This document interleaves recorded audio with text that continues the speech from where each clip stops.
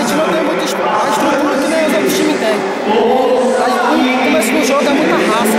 A gente tem que ter raça e muito preparo físico, muito treinamento, muito sofrimento. Pra gente chegar aqui e demonstrar pra que a gente veio e sair com a vitória. A gente está muito contente com isso. E você quer agradecer alguém pela conquista?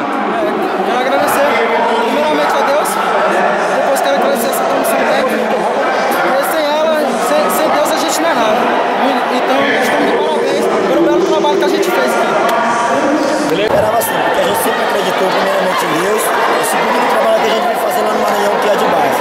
Então a gente veio para cá, para a Bahia, com esse intuito de ser campeão e colocar o Maranhão na divisão especial. Nós treinamos bastante, né, para isso. Graças a Deus que nós conseguimos chegar até aqui. O próximo passo é conquistar o Maranhense novamente, que acontecerá logo no segundo semestre, para conquistarmos a vaga para 2014 e a gente ir com tudo para a divisão especial.